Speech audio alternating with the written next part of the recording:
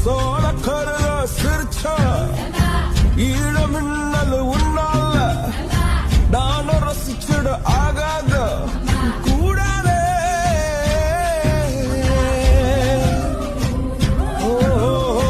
கடலுக்கு ஓய்வு கடமை இருக்குது எழுந்து